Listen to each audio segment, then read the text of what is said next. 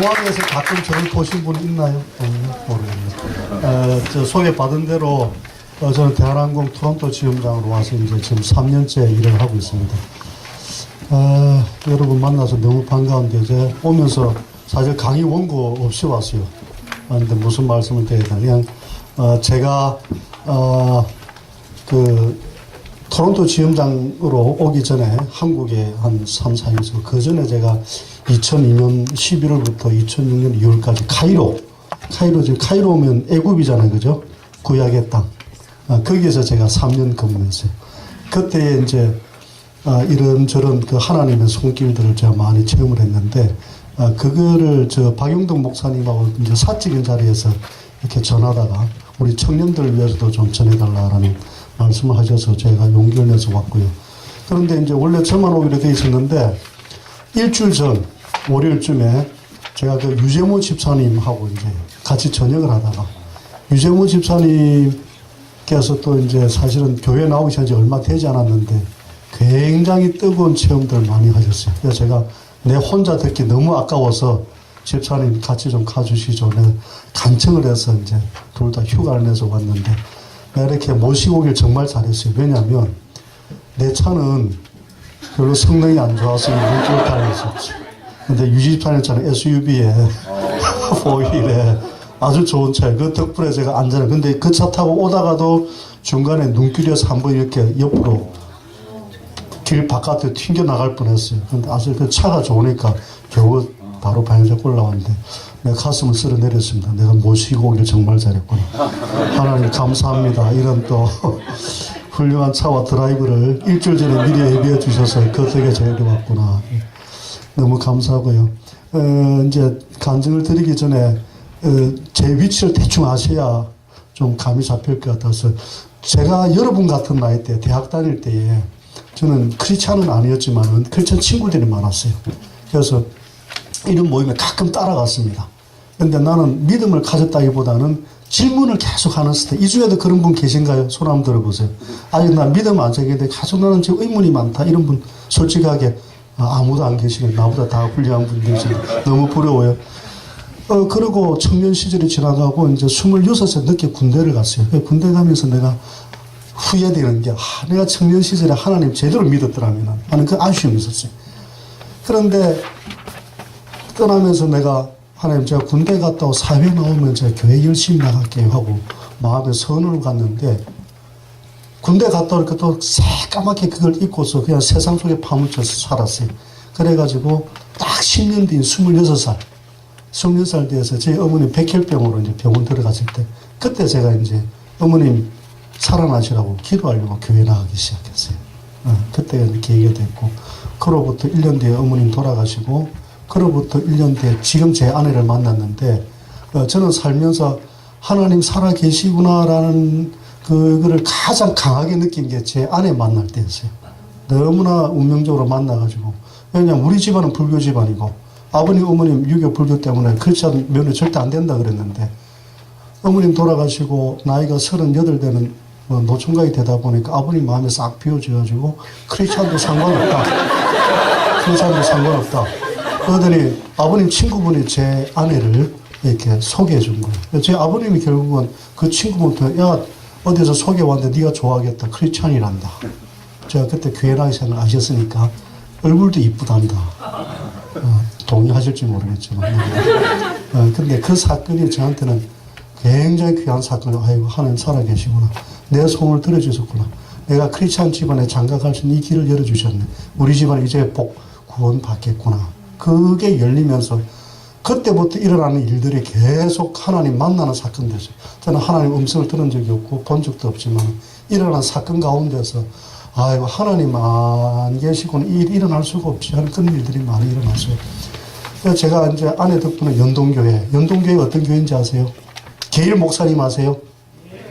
게일 목사님 세운 교회가 연동교회.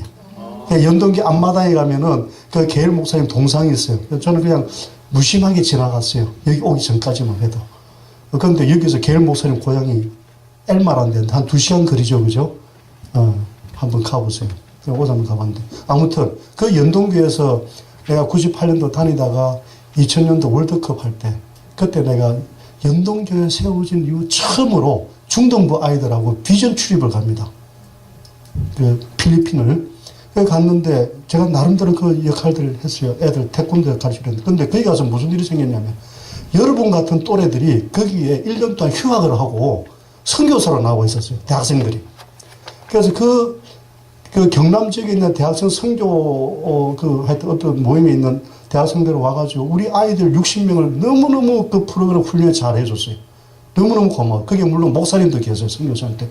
그래서 내가 마음속으로 야, 너무 감사해가지고 하나님, 제가 해외 근무를 나가고는 싶은데 내 이왕이면 뭐 뉴욕, 파리 이런 데 필요 없고 저 선교사님 많은 동네 좀 보내주세요. 그럼 내가 거기 가고 이 빚을 좀 갚고 싶습니다. 그런 마음이 그냥 들었어요. 실제 그런 일이 일어날지 아닐지 모르겠지만.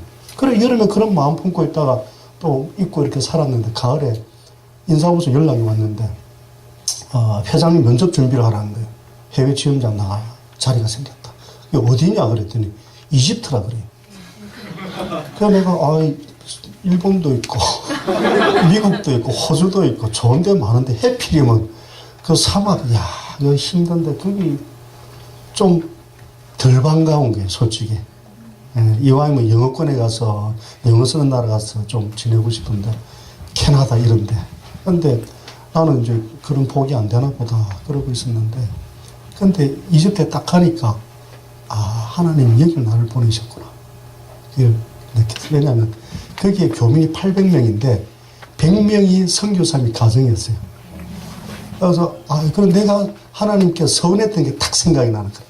내가 필리핀에 있을 때, 하나님, 선교사 많은 데 보내줘. 나 거기 빚 좀 갚게 해주세요. 겁도 없이 그 이야기 했는데, 하나님 진짜 거기 나를 보내신 거예요. 그 중동에, 알죠? 무슬림 그 지역에, 그래서 여기서 무슨 일이 일어나. 이거 보는데, 거기에서 이제 제가 많은 일을 겪는데, 제가 거기서 있었던 일 몇 가지를 제 소개를 드리도록 하겠습니다. 이제 공항에서 제가 이제 공항 근무다, 영업도 다 하죠. 지원장이 이러는데, 가서 얼마 안 있었던 일이에요. 지금 몇 시죠? 시간 좀 파악하면서. 10분, 오케이. 그 가족이 왔는데, 새벽에 비행기가 도착해서, 카이로에서 트랜짓을 해서 수단을 가는 가족이었어요. 엄마, 아빠, 아들, 중학생 아들. 그런데 아빠는 수단까지 가는 티켓이 있는데, 엄마하고 아들은 카이로까지만 티켓이 있고, 수단 가는 티켓이 없어요. 그래서 직원이 연락이 와서 워키토키로, 손님이 있는데 지금 문제가 생겼다. 트랜지트 했는데 한 사람만 티켓이 있고 두 사람은 가족인데 없다. 이거 어떻게 해야 되냐. 그러면서 이 사람들이, 이집트 항공으로 가는 자기 아빠와 똑같은 여정을 티켓을 끊어달라고 하는데 여기서 사겠다고. 내가, 그 참 의아하다. 보통은 티켓을 끊으면 한꺼번에 다 끊어오는데 왜 가족만 그랬지? 아무튼, 이집트 항공에 발권할 수 잘 도와드려. 그렇게 지시만 하면은 나는 내 할 일 다 한 거예요. 그래서 할 일이 없어요. 그런데 이제 손님들 다 도착하고 다 끝난 다음에 궁금한 거예요. 도대체 무슨 사연이 있길래 저렇게 끊어왔지? 좀 느낌 이상해서 가서 궁금해서 물어요. 딱 보니까 아빠는 공무원인데 출장 가는 게 수단에. 그런데 엄마하고 아이는 이 공무원 출장 가는 마일리지 많이 쌓여요. 대한항공 마일리지로 인천에서 이 카이로 왕복하는 공짜 티켓, 보너스 티켓, 그걸 가지고 온 거예요. 그래서 이집트 항공 또 따로 사야 되는 거예요. 서울서 살 수도 있는데, 서울에 있는 여행사가 그냥 이집트 가서 사세요. 이래버려요. 근데 여러분 상식적으로 공항에서 사는 티켓이 가장 비싸요. 여행사에서는 프로모션 가격이죠. 공항은 제값을 다 받아버리니까. 근데 그런 분이 왔는데, 그래서 또 보면, 이거 티켓 사야 되겠 조금. 근데 일단은 그 사람들이 새벽 2, 3시 도착했죠. 비행기는 그날 오후 2시에 가는 거예요. 그럼 일단 입국을 해야 됩니다. 그런데 이 사람은 돈이 아까운 거예요. 왜 돈이 아까우냐면 입국을 하면은 입국할 때 비자비가 15불이에요. 3명 45불이죠. 이 사람 그게 아까워가지고 이 안에서 저 청사, 이집트 항공은 청사 좀 가게 해달라. 이는 법적으로 안 됩니다. 이 룰이. 그래서 일단 6시 이상 때 무조건 입국을 해서 옮겨가야 됩니다. 그래서 겨우 설득해가지고 입국을 시켰어요. 그런데 새벽이니까 공항 불편하잖아요. 오후 2시가 어떻게 해요. 그래서 내가 우리가 계약한 호텔 4성급 싸게 해드릴 테니까 65불에 가서 좀 아침에 쉬시오. 그러고 가서 예약을 다 해드렸어요. 그래서 딱 모시고 나왔는데, 나와가지고 그냥 그 입국장 거기 쇼백에 앉아버려요. 호텔로 안 가고 마음이 바뀐 게 그 65불이 아까워가지고 여기 있다가 그냥 뭐 버스 타고 같이 이렇게 가라버려. 내가 아니 무슨 아빠가 이렇게 인색한가. 가져와서는 좀 돈 좀 몇 푼 되는 가지고 편한 그런 처음에 미운 생각이 좀 들었어요. 처음에는 뭐죠. 근데 나중에 이상하게 마음이 싹 바뀌었어요. 내가 마음이 바뀌어가지고 손님 제가 어차피 이제 이 비행기가 나중에 우리 비행기 오후에 또 나가기 때문에 시내 갔다가 와야 되는데 이까지 오셨는데 내가 시내 구경시켜드릴 때 내 차 타고 그냥 가세요. 호텔 안 가려면. 그냥 내 차에 태웠어. 집차 새롭게 태워서 기사 운전하고 이렇게 모시고 이제 내가 가면서 이제 아이고 온 김에 내가 피라미드도 구경시켜주고 박물관도 구경시켜주고 내 안에 그 무료 입장권이 있었어요. 그래서 기사한테 줘가 야, 이 손님 모시면 피라미드 구경시키고 다 시켜줘. 그리고 내가 여행사에 전화해놔서 거기에서 가장 싼 티켓 여행사 커미션도 다 빼버리고 완전 네트 금액으로 손님 다 드려. 다 지시를 다 해놓은 거예요. 그렇게 해놓고 가니까 내가 하여튼 에이 하는 김에 이 사람들 언제 다시 카이로 오겠냐 내가 여행시켜주지 이러고 내가 돈 드는 것도 아닌데 하니까 그런 호의를 베풀면서 가는데 궁금하잖아요. 왜 왔는지. 그래 왜 가세요 그랬는데 깜짝 놀랐어요.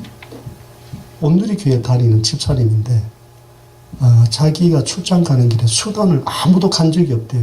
거기에 선교를 가기 위한 답사를 간다는 거야. 내가 너무 감동이 됐어요. 왜 감동이 됐냐면, 내가 보통 승객 같으면 지금 다 맡기고 내가 벌써 들어갔을 일인데, 어떻게 내 마음이 왜 움직였는지, 쭉 하다가 그 가는 길에 관광시켜줘. 우리 사무실 데려가서 컵라면으로 아침 식사 대접하고 커피. 그렇게 그분들이 나중에 가면 너무 고마워하면서 자기가 옴드리 교회 돌아가면 간증을 하겠다. 수단 가는 길에 하나님 보내주신 천사를 만났다고. 근데 너는 사실은 그분들보다 제가 더 감동받았어요. 왜냐하면 그 하나님의 손길이 너무 생생하게 느껴진더라. 야, 하나님 일을 하러 가면 이런 축복을 받는구나. 가는 길목에 도울자를 보내줘서 이렇게 도와주는구나. 그게 너무 생생하게 느껴져서 이제 그런 체험을 한 적이 있었어요. 이제 그게 이제 첫 번째 스토리고, 자, 이제 이런 에피소드를 앞으로 한 4-5개 좀 더 하겠습니다. 이렇게 이제, 그리고 이제 두 번째는 또 어떤 일이 있었냐면, 거기 나와 있는 선교사 중에, 여자 선교사인데 처녀 선교사였어요. 그런데, 장애자였어요. 어떤 장애냐면 구루병. 구루병 알아요? 곱사. 쉽게 얘기하면 곱사등. 그런데 가끔 이제 내 선교사님들 만나요. 그러는데 너무 성격이 좋아요. 그런 핸디캡이 있음에도 불구하고. 그런데 이분이 어느 날 뭐냐면 자기가 이집트 청년을 만나가지고 결혼을 하게 됐습니다. 지점장님. 그래서 한국 가서 내가 결혼 준비하러 들어갑니다. 그래, 아이고 축하합니다. 그러고 들어갔어요. 그리고 이제 자기 신랑이 올 때 잘 좀 도와달라고 해서 그렇게 알고 있는데, 내가 하필이면 출장 간 날, 월요일 날 내가 없을 때에 그 신랑이 한국으로 이제 가려고, 결혼하러 가려고, 이집트 청년이 가려고 이렇게 가는데, 결혼식이 언제냐면 토요일이었어요. 그러니까 월요일 날 비행기 타러 공항에 나갔다가 출국 거절을 당했어. 이집트는 출국할 때 상대국 나라에 비자가 있다 하더라도 그냥 보내잖아요. 그 사람의 그 신분이나 짜비 이런 걸 다 조사해가지고 가도 문제없이 입국할 수 있을까? 그러면 보내고, 조금 불투명하다 그러면 안 보내버립니다, 자기들이. 근데 이 사람이 가다가 거기서 그냥 자격 미달려가 쫓겨나 버렸어요. 결혼하러 가야 되는데. 그럼 나와버린 거예요. 이렇게 신부가 얼마나 애가 탑니까? 청첩장 다 돌려놓고, 장소 다 잡아놓고, 다 알려놓고, 축하 다 받았는데, 식을 올려야 되는데. 그래서 이 신부가 이제 한 며칠 지나서 나한테 전화가 왔어요.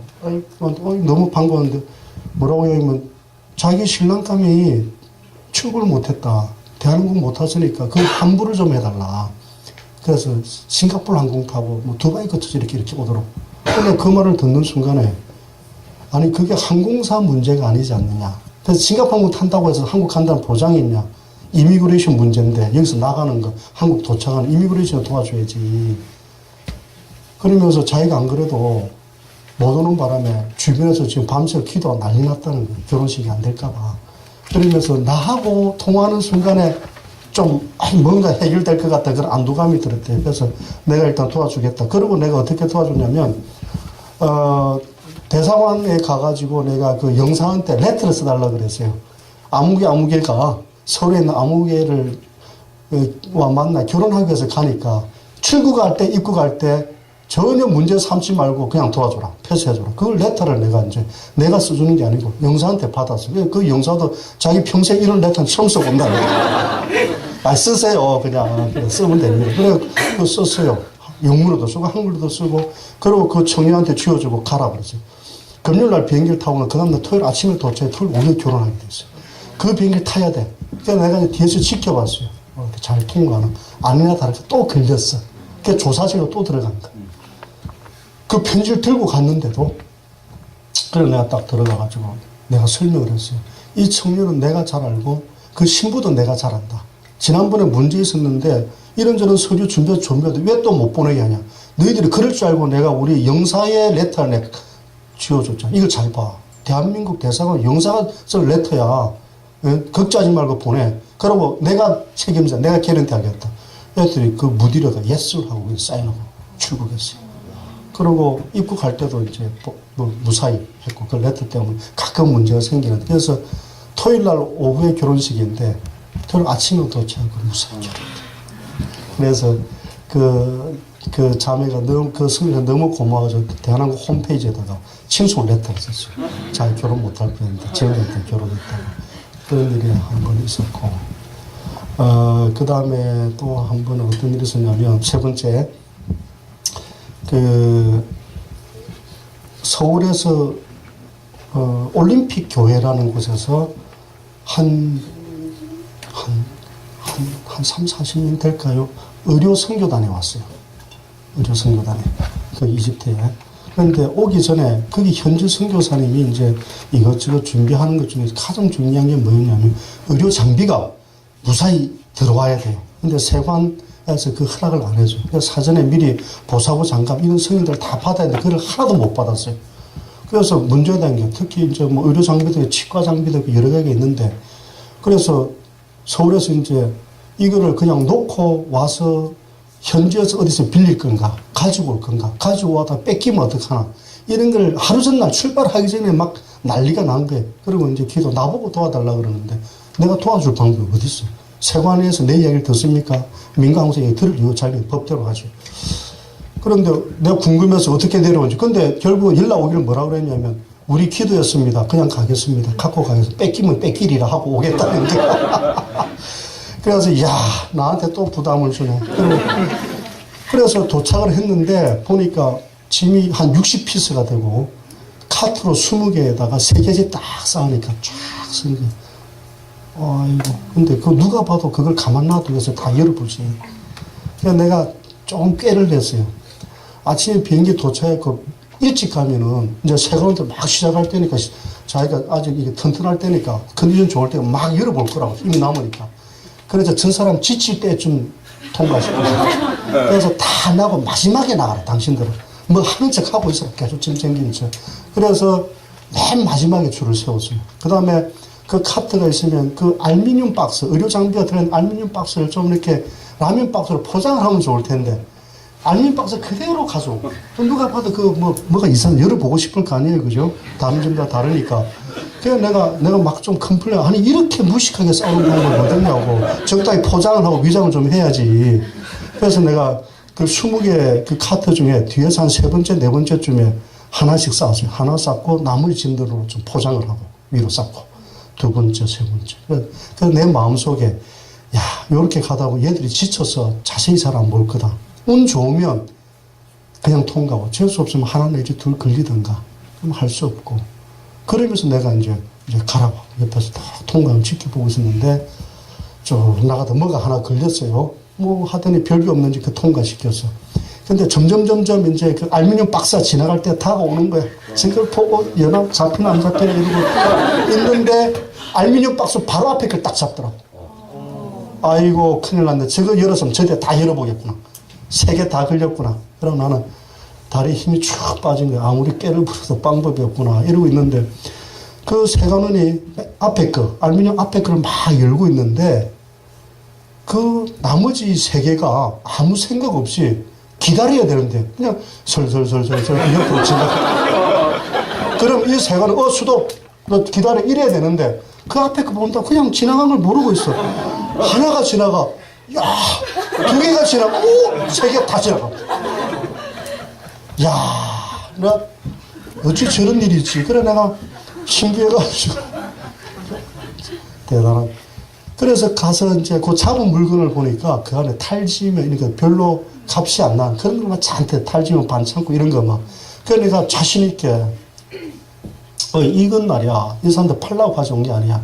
여기 있는 20형 친구들한테 다 나눠줄 거야. 그거 붙잡아서 뭐 해. 돈도 안 되는 거. 그래서 내가 막 쓸 때 했더니 알았다. 그것도 통과. 그래서 짐 6개가 하나도 안 걸리고 그냥 싹 빠져나간 거야. 그래서 그 선교사님께 전화드려 너무 좋아가지고 할렐루야 난리가 났어요. 저도 너무 신기해가지고 제 송이처럼 제 아내의 오빠가 이제 목사님인데 전화를 자랑을 했어요. 젊을 때는 중국에 선교도 다니고 이랬던 분인데 아유 목사님 이런 일이 있었습니다. 내가 세관에서 이렇게 의료 물품들 하나도 세관에 안 다 빠지게 했더니 그 이야기를 듣는 순간에 별로 감동이 없어요. 그런 일 선교제 맨날 일어나는 일이에요. 원래 하나님은 세관원에 눈을 감기세요. 그래서 선교제 그런 일은 비일비재하다고 하면서 그래서 이거 정말 하나님 살아계시구나 그런 걸 느꼈던 기억이 있었습니다. 그 다음 또 한 가지 다른 얘기. 재밌어요? 네. 이집트는 여러분 궁금하죠? 거기 무슬림 국가인데 어떻게 선교사님들하고 활동할 수 있나? 근데 거기 헌법상 종교의 자유가 있기 때문에 들어가서 활동을 해도 됩니다. 그런데 추방은 하지 않아요. 근데 감독은 계속 종교 경찰이 어떻게 활동? 이게 강성인가 아닌가 얼마나 세게 하느냐 그거만 이렇게 워치하고 있는 거예요. 그건 우리 선교사님들 어떤 일들을 하냐면 무슬림을 직접 전도는 못해요. 안 하고 거기에도 콥틱이라는 일종의 카톨릭 비슷한 그런 마가가 전한 오소독스한 그런 기독교가 있어요. 거기 한 인구가 한 10% 정도 됩니다. 그 다음에 또 장로교나 감독 이런 또 있어요. 또 영국에서의 영국 뭐죠? 에서도 들어가 있고 그래서 전교들에 골고루 들어가 있는데 그렇게 이렇게 저렇게 다 하면 크리스찬은 17% 정도 됩니다. 그래서 무슬림이 아닌 거기에 있는 크리스찬들 현지 청년들을 훈련을 시켜요. 그래서 그 훈련받은 청년들이 무슬림들을 이렇게 전도하게끔 그런 식으로 이제 활동을 하고 있는데 아니면 거기에서 뭐 의료 선교를 하거나 아니면 고아를 돌보거나 병원을 차려서 이렇게 그런 봉사를 하거나 이런 개념으로 하고 있는데 거기에서 열심히 하던 어떤 선교사님 부부가 활동하다가 그 종교 경찰에 포착이 됐어요. 들어보니까. 그래서 이 사람들 쫓겨날 판인데 그냥 쫓겨보내진 않습니다. 어떻게 추방하냐면 나갈 때는 가만 놔뒀다 가끔 왔다 갔다 하잖아요. 한국 볼일 보러. 들어올 때에 시비를 걸어요. 그래갖고 못 들어오게 해버려요. 그냥 추방이 아니죠. 어떤 입국 불허예요. 추방이 아니고. 그리고 종교다 뭐 이런 이야기도 안 해요. 그냥 당신은 우리나라 들어올 필요 없어. 들어오지 마. 보내버려. 그런데 이 부부가 아이하고 이제 선교사님 부부가 한국을 가려고 딱 출국을 하는데 법무부에서 부른 거예요. 조사 좀 하자고. 이게 뭔가 정보가 들어간 거, 이 사람들 할 때. 그래서 그 선교사 사모님이 들어가가지고, 조사를 받아버렸어요. 그러니까 걱정이 되는 거죠. 이 꼬치꼬치 못 들어 이거죠. 그러면서 저거한테, 이거 집사님 들어올 때 이거 못 들어올 것 같은데 걱정이 되는데요. 그러니까. 그래요. 그러면 들어올 때에 그냥 들어오지 마시고 나를 만나세요. 그럼 내가 여기 VIP 통로가 따로 있으니까 보통 일반 통로는 뭐 여권 보고 시스템 두들겨 복잡해요. 여기 VIP 통로는 그냥 도장 탁 찍고 들어가기도 하니까 가끔 한번 봅시다. 그리고 저를 만나세요. 그렇게 했는데 그분들이 돌아올 무렵이 되는데 내가 또 깜빡 잊고 있었어요. 그러다가 이제 게이트에서 막 이제 업무를 보고 있는데 오늘 그분들 들어온 날이구나. 그러고 내가 부랴부랴 이미그레이션 좀 내려갔더니 이미 늦어가지고 손님들이 다 입국 다 해버렸어. 줄이 하나도 없어요. 그래서 선교사 부부만 나를 기다리고 있는 거야. 발을 동동 구르면서 그냥 갔다가 입국이 안 될 것 같고. 그래 있는데 내가 헉 가가지고는 여권을 내가 받아 챙겼어요. 그래가지고 VIP 통로로 가서 거기에 추워서 어떻게 해보려고 VIP 통로를 딱 봤는데 아이고 거기 아무도 없는데 손님들 다 빠져나니까 볼일 끝났다고 어디 다 나가버렸어요. 그래서 야 이걸 들고 이제 줄도 없고 거기 갈 수밖에 없게 됐어요. 가면 무슨 일이 있을지 모르지. 쫓겨날 줄 알지. 그러고 있는데 조마조마하고 있는데 누가 등을 툭 쳐요. 장교가. 거기는 군인들이 와서 일을 해요. 그중에 장교급의 턱을 줄 나를 반가워하는 거예요. 그래서 너 너무 반갑다. 그러고 그 손에다가 옆구리가 탁 쳐. VIP야. 그랬더니, 그래. 거기다 바로 쌓여. 그래서 쑥 나가버렸어요. 그때에 그 선교사님 너무 고마워하면서 저보고 하신 말씀이, 아유, 집사님, 복의 통로로 쓰였습니다. 근데 그 말이 너무 기분이 좋더라고요. 살면서, 그죠? 제가 오늘 제목을 복의 통로로 쓰이는 축복이라고 말씀을 드렸는데, 여러분도 다 복의 통로로 이제 공부 맞죠? 사회 어디 가든 간에 그 있는 자리에서 복의 통로로 교회 쓰일 받기를 제가 소원하고 그리 될 줄로 믿습니다. 이제 그런 일이 있었고, 그리고 이제 한 번은 거기에 한인교회가 2군데가 있었어요. 한인교회 2군데가 있었는데 그 중에 한 군데는 감리교에서 나왔는데 거기 나오신 분 이제 선교사 자격으로 나와가지고 한인교회 담임 목사를 하고 계셨는데 35세 와가지고 나이 50 될 때가 15년 동안 그야말로 청춘을 그죠. 얼마나 황금 같은 시기예요. 거기서 다 그 선교 활동에서 보냈어요. 그 무슬림들 병원 세워서 도와주고 이러면서 이제 그분이 15년 하고 난 다음에 우이동 감리교회에서 이제 그 담임 목사님이 이제 은퇴를 하시고 새로 담임 목사를 모셔야 되는데 이 선교사님을 초빙을 했어요. 초빙을 해가지고 우리 교회 담임 목사 다시 돌아오세요. 예전에 그 전도사로 계셨으니까. 그래서 이분이 이제 돌아갔어요. 돌아갔는데 돌아가기 전에 하여튼 15년 때 있는 거에 열심히 봉사도 했지만 교회도 세웠어요. 교회. 그 교회 허락이 안 납니다. 절대 해줄 리가 없죠. 그런데 이제 이 성도들이 이 헌금을 모아가지고 헌금을 달러를 이렇게 모아가지고 그 땅을 사고 그게 일반 주택으로 허가를 받아 지어놓고 그 안에서 예배를 드리려고 그 때가 되면 이제 교회 허락을 받으려고 그렇게 했는데 땅 사고 그랬는데 그때 헌금을 쭉 모으다가 그 무렵에 그거를 이제 달러를 모은 거를 이집트화로 바꿔서 그 땅을 사야 되는데 그 무렵에 환율이 자동 환율로 바뀌면서 환율이 점점 올라가면 더 유리하죠. 그죠? 달러를 갖고 있으니까. 그래서 한 4.2 하던 게, 1달러에 4.2 하던 게 나중에 암시장에서 6.2, 6.5, 6.6, 6.7까지 올라가는 거예요. 그러니까 우리는 요거를 어느 때 팔아야 되나? 큰 돈 만들어야 되니까. 그래서 6.7이 딱 됐을 때, 야, 요거 거의 다 올라오고 싶어서 딱 팔고, 달러를 팔고 환전을 했는데, 그때부터 환율이 떨어져요. 환율이 가장 셀 때 팔았던 거예요. 그래서 결국은 땅을 사고 1층을 지을 거를 돈이 커졌으니까 2층, 3층으로 늘려서 이제 지을 수 있는데 그 목사님이 한국 갔다가 1년 뒤에 이제 성도들을 모시고 이제 터키 항공을 타고 이스탄불 거쳐서 이렇게 들어오다가 입국자에서 걸려버렸어요. 이분이 이제 블랙리스트 올라가 있었던 거라. 워낙 15년 때 열심히 하다 보니까. 그래가지고 따오는데 성도들은 다 입국 오케이. 그런데 이분은 안 된다는 거예요. 그 쫓아보내, 거기서. 뭐, 내용은 뻔하지만 겉으로는 그렇게 이야기 안 해요.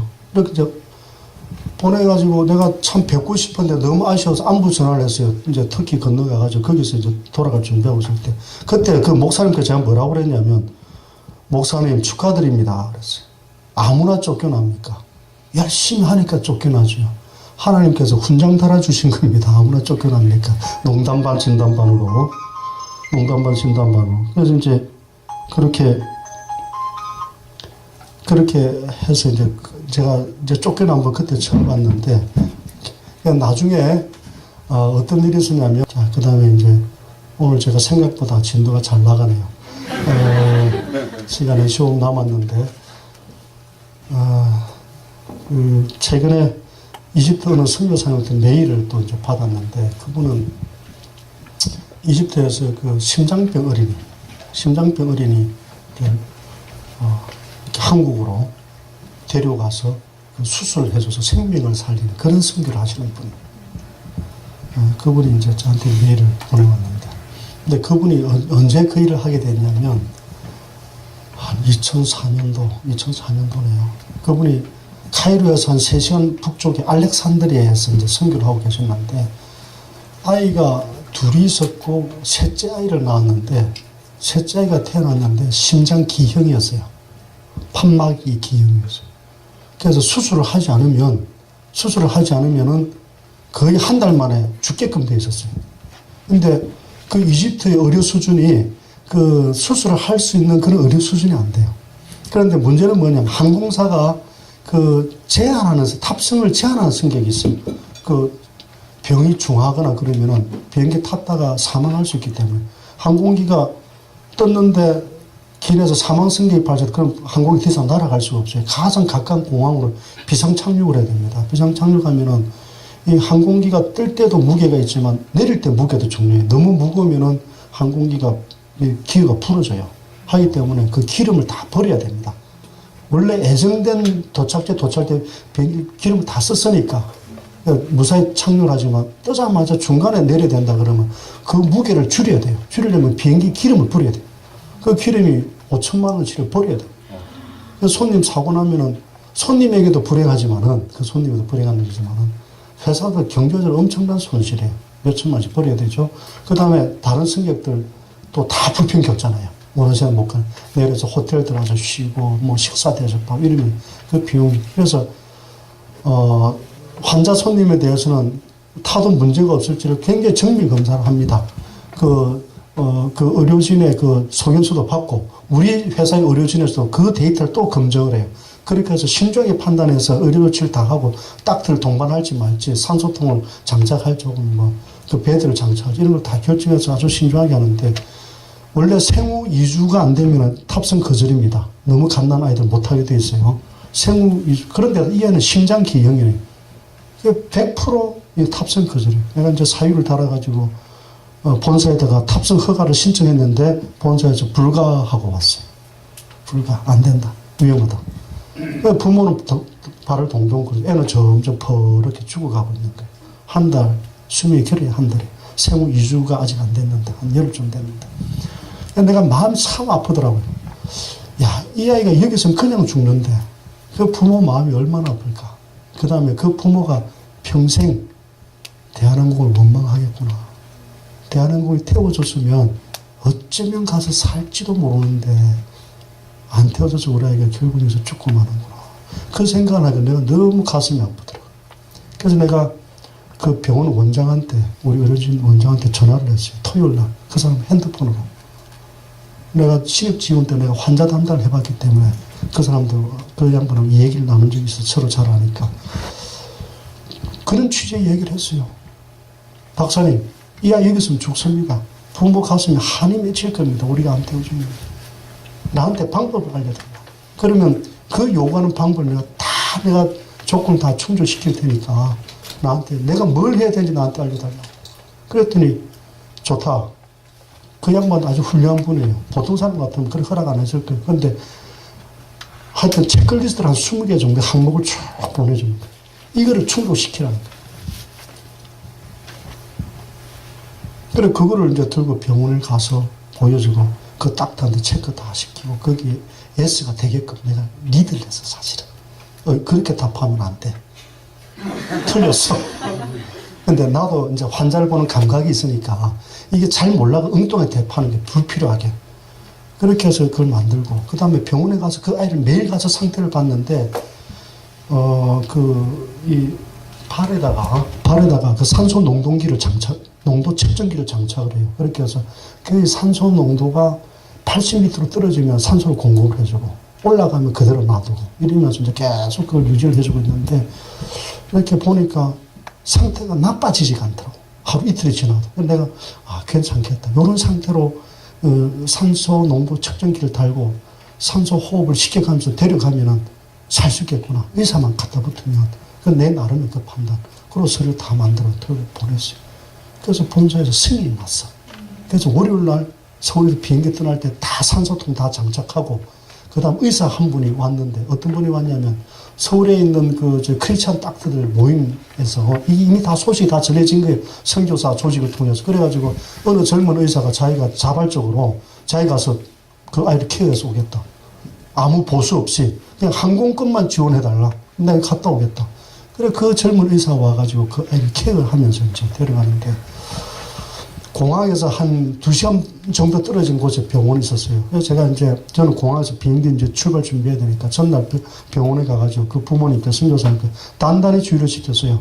아침에 미리 퇴원 수술하십시오. 이집트는 환경이 열악해가지고 병원 퇴원 수술하는데 1시간, 2시간 걸려버리면 그럼 놓쳐 비행기 못하니까 미리 수속하고 앰뷸런스 잘 미리 잡아놓고 이런 부탁을 신신당부했는데 그렇게 했음에도 불구하고 뭐 나갈 때 문제가 많아가지고 예정보다 1시간이 지연이 돼서 나오는 게. 그리고 나오는데 앰뷸런스 오다가 차가 고장이 나버렸어.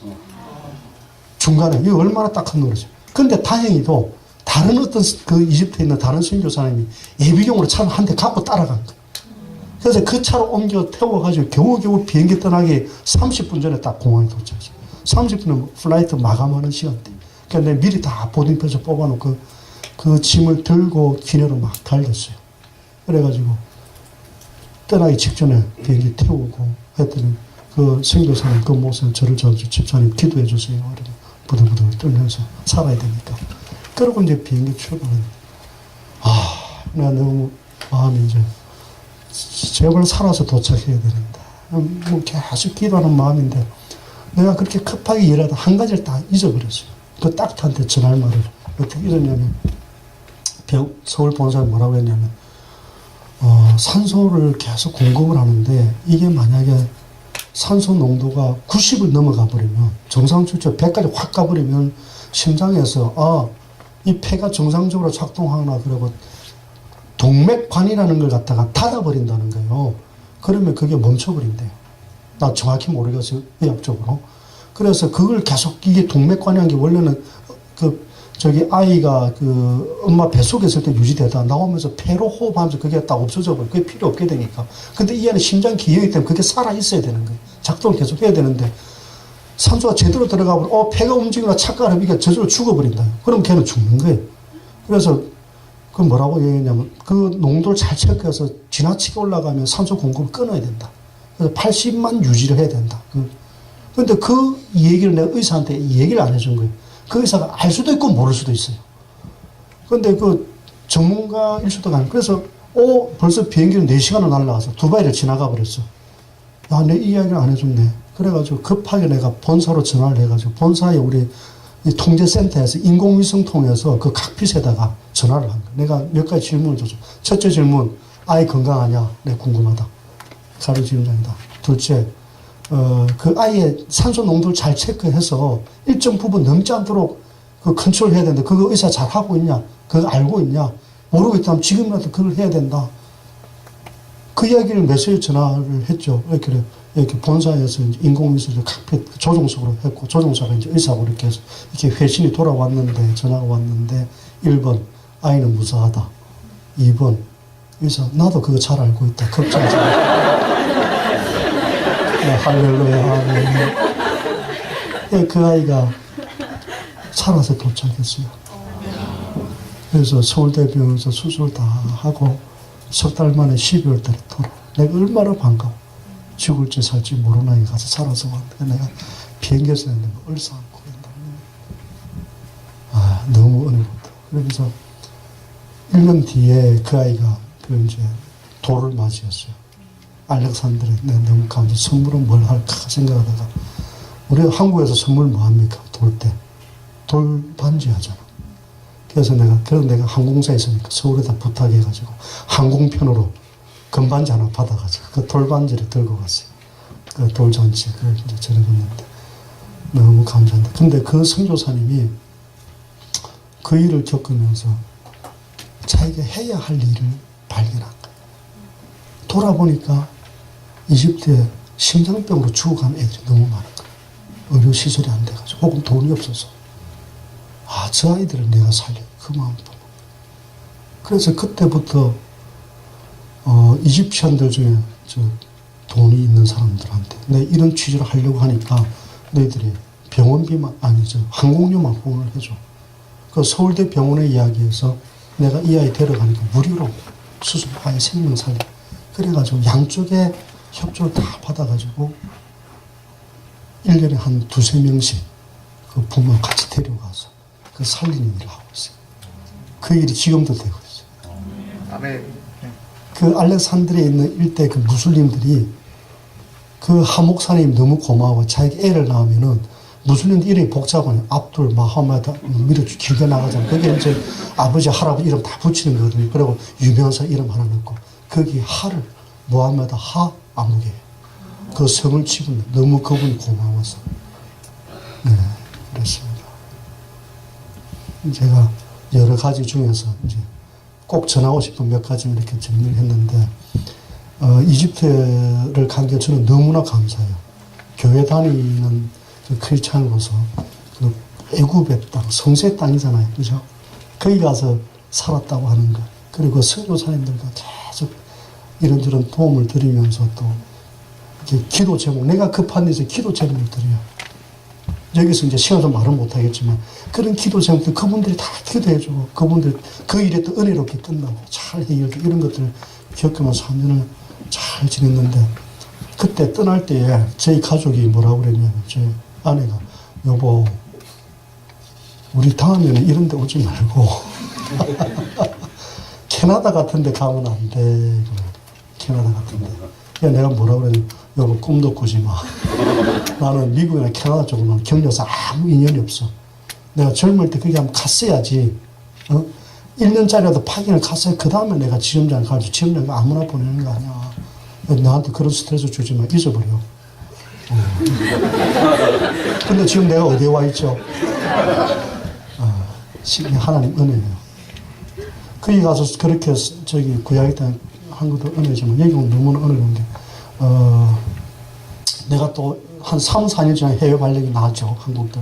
거기에서 해외 발령이 날 때쯤이 돼가지고 소문이 어디로 났었냐면 제가 한국 돌아와서 중동과 유럽 관련된 일을 쭉 했어요. 그래서 본사에 구주 중동 팀장으로 가서 일을 하고 있기 때문에 당연히 사람들이 강 부장은 아마 저 파리로 갈 거야. 유럽 지역 본부 그쪽 가서 일하게 돼요. 그게 소문이 다 파닥이 났어요. 그래서 이제 우리 애한테 희수한테 아빠 파리 갈지 모르겠대. 파리 싫은데 나는 캐나다가 좋은데 자꾸 캐나다 그 파리도 좋아. 그러는데 이렇게 우리 가족 3명 중에 나만 파리 생각하고 2사람은 캐나다 생각하고 있었어요. 그래서 나는 그랬는데 이제 그 인사 담당하고 의원이 얘기를 하다가 올 가을에 자리가 어디 나냐, 어디 나는데 토론토가 탁 나오더라고요. 그래서 내가, 야, 토론토, 거기에 내가 뭐 간다는 보장을 좀 면접이라도 한번 보게 해다오고, 농담으로. 그냥 하도 이런 데 오고 싶으니까 내가 무슨 큰 소망을 뜬 게 아니고 면접이나 한번 보게 그랬더니, 에이, 꿈도 꾸지 말았다. 내가 와이프한테 똑같은 얘기를 나한테 하도 꿈도 꾸지 말아요. 왜냐하면 여기에는 이미 내정이 되어 있다. 로얄 패밀리가 보내려고 마음먹은 사람이 있다. 그 아무개 보자, 우리 그러냐고 내가 쉽게 마음을 접었어. 알았다고. 그러고 말았어. 그랬는데 파리 그 자리가 없어져 버렸어요. 이런저런 이유가 있어가지고. 그래서 나 이제 해외를 올해는 못 나가구나. 이러고 마음을 비우고 있는데 면접이 쭉 지내다가 거의 다 끝나갈 무렵에 갑자기 연락이 왔어요. 면접 준비하라고. 토론토 지점장 면접 후보로 나오라고. 깜짝 놀랐어요. 아니 막강한 백을 입고서 오게 돼 있는 사람이 어떻게 됐길래 내가 다시 그리 보러 가는 이상하다. 근데 그때부터 마음속에 야, 하나님께서 뭔가 길을 여시는 건가 이런 생각이 안 들 수가 없죠. 내가 올 일이 아닌데. 그래서 내가 면접하는데 나중에 사정 알아보니까 여기 오기로 한 그 친구가 대타를 찾으라고. 근데 그 인사 담당 실무부장이 내 생각이 뭔데 내가 면접이라도 한번 보게 해달라 그랬거든. 그리고 제가 그 직전에 뭐 회사에 좀 공을 세운 일이 있었어요. 그래서 이 사람이 아무도 나를 생각을 못하고 있는데 나는 미국하고 아무 상관없으니까 북미 쪽하고 딴 사람 누구를 막 남들을 공략하고 이 친구가 내 이름을 탁 던져. 강아무개 부장은 어떻겠냐고 했더니 사람들이 그래 한번 면접 보내봐. 그래서 내가 면접. 그래서 이제 복수로 가서 면접을 보는데 그냥 마음속이 편안했어요. 왜냐하면 믿음이 있잖아요. 아, 이 일이 내가 잘나서 하는 것도 아니고 하나님께서 나를 이리 보내시려고 했구나. 왔어요. 왔는데 여기가 어딥니까? 게일 목사님 고향 땅이에요. 나는 몰랐어요. 게일 목사님은 이렇게 가까운지. 교회 앞에 동상을 봐도 맨날 그냥 이러고 왔다가 오기 전에 막 이제 찾아보니까 내가 발령받은 이 땅이 게일 목사님 고향, 여기서 공부하셨더라고. 여기서 청년 시절에 그 비전을 품고 그저 배 타고 몇 달을 거쳐서 죽을지도 모르는 그 오직 조선을 찾아가잖아요. 아, 내가 얼마나 감동되는지. 여러분 참 저는 축복받았죠. 그죠? 애국 땅에 갔다가 선교사님 고향 땅에 와서 살면서 어찌 이런 복이 있나 그런 축복을 막 느꼈는데 제가 이제 두 가지만 더 이야기할게요. 여기 와서는 선교사님들 안 계시잖아요. 근데 내가 여기서 뭐 이집트처럼 그렇게 막 쓰일 일이 없을 거다라는 막연히 생각을 했는데 2011년도에 작년 봄에 제가 쿠바를 갔습니다. 쿠바를 가가지고 그 시설 개발하러 갔는데 거기 갔더니 거기 한인 후예들이 700명 있는데 1910년인가 그 무렵에 멕시코 거쳐서 왔다 거기서 고생하다가 한 200명 정도가 그리 다시 넘어왔어. 그 한인 후예들이 200몇 명이 와가지고 그 중에서 반은 거기서 풍토병이나 또 거기에 농장 일하다가 상처 나서 골마 터져가지고 죽고 반쯤 살고 그 후예들이 나왔는데 그 중에서 순수 혈통은 70명이 있고 그 중에 한 서너 분은 그 2세들이 아직 한국말 쓰는 근데 그분들 얘기를 들으니까 그분들이 거기 와서 살면서 온갖 어려움 겪으면서 그래도 그 한인 정착중에 한인 교회를 세우고 한글 학교를 세우고 그 어려운 데서 돈을 모아가지고 상해 임시정부로 독립운동 자금을 보내고 이런 일을 하셨어요. 그 마음이 그렇게 짠하더라고요. 그래서 아니 우리 교회가 니카라도 가고 뭐 캄보디아 가서 이게 3시간 반밖에 안 걸리는데 여기에 왜 선교를 안 오지? 오면 좋겠는데 이런 소망을 그냥 품었어요. 그러면서 응고차 2-3번을 거기 왔다 갔다 했어요. 그러다 그해 가을에 우연히 정나원 장로님 만나서 얘기를 했는데 마음이 동하셨어요. 그럼 바로 그 다음 달에 올해 1월 달이죠. 송 목사님과 정나원 장로님 제가 거기에 선교 탑사를 떠났어요. 거기서 도피코 목사를 만납니다. 그 목사님도 우연치 않게 어떤 사람을 통해서 내 어려운 일 당할 때 나하고 연관이 됐던 그분하고 또 연결이 돼가지고 우연치 않게 그분 만나게 돼서 올해 우리가 몇 팀이요? 3팀이 갔잖아요. 그죠? 그래서 야 내가 출장 잠시 갔다 마음속에 품었던 게 1년 만에 우리 교회가 단기 선교를 보내고 거기에 선교사를 보내겠다고 이렇게 계획을 다 세울 정도가 되니까 아, 이 하나님 하시는 일이구나. 그 통로에 내가 또 그 잠깐 내가 거기 길목에 내가 잠깐 서 있었구나. 이 또한 은혜구나. 이런 생각이 됩니다. 이 중에 다녀오신 분도 계시죠? 쿠바 다녀오신 분. 아이고, 좋은 일 하셨어요. 자, 이제 마치겠습니다. 제가 이집트를 떠날 때 아주 평생의 은혜로운 순간이 있었어요. 거기에 선교사님들 한 달에 한 번씩 식사하는 모임이었어요. 그분들끼리 서로 위로 삼기 위해서. 근데 이제 내가 한국으로 간다 그랬더니 나를 이제 초청을 했어요. 서운하다고 와서 식사를 같이 하자. 그래서 그 모임에 아마 그냥 평신도로서 아마 제가 유일무이하게 그리 간 것 같아요. 아무도 우리 그분들만 모이는 자리에. 거기 또 모였는데 뭐 한 40명 정도 가족들이 이렇게 모였던 것 같아요. 그 자리에서 이제 제가 조그만 크리스탈로 만든 밑에 나온 하트를 이제 선물을 받고, 그 다음 저를 둘러싸서 축복송을 불러주더라고요. 그런데 그야말로 목사님이고 선교사 이런 분들, 우리 분들 속에 기도 열심히 하는 분들, 그래서 아주 영성이 높으신 분들, 그런 분들 속에 이렇게 포위를 당해서 이렇게 축복송을 받으니까 그게 얼마나 은혜가 되는지. 그래서 그 순간에 하나님 음성은 안 들리지만은 저보고 마치, 그래 너 여기 있는데 참 수고했다, 너 정말 수고했다, 내가 너를 위로한다 하는 그런 음성이 이 선교사님들의 이 축복송을 때 나한테 막 들려온다. 그러니까 너무 감동이 돼서 나도 모르고 눈물이 엄청 쏟아졌는데, 우리가 살다가 이제 신앙생활을 하다가 이런저런 성경 활동도 하고 또 전도도 하고 신앙생활을 할 텐데, 결국은 이제 하나님 앞으로 갈 텐데, 그죠? 제가 가끔 그 장면을 그려요. 내가 나중에 하나님 앞에 갈 때, 이집트 떠날 때 그때처럼 하나님께 저를 반겨주시고, 사랑하는 내 종아 수고 많았다 라고 하는 그런 위로를 받도록 살아야 될 텐데, 내가 살다가 어려움이 있을 때나 내가 약해지거나 또 유혹에 이렇게 그럴 때마다 그 장면을 생각해요. 갔을 때 내가 당당하게 하나님 만나야 되는데, 내가 칭찬받아야 되는데. 여러분, 지금 이런 청년기에 예수님 만난 게 큰 복인 줄로 저는 생각합니다. 아멘. 그래서 살아가는 동안에 더 신앙적으로 더 커지고 더 크게 쓰임 받고 하나님 앞에 갔을 때 정말 칭찬받는 여러분 되기를 축원하면서 마치겠습니다. 감사합니다.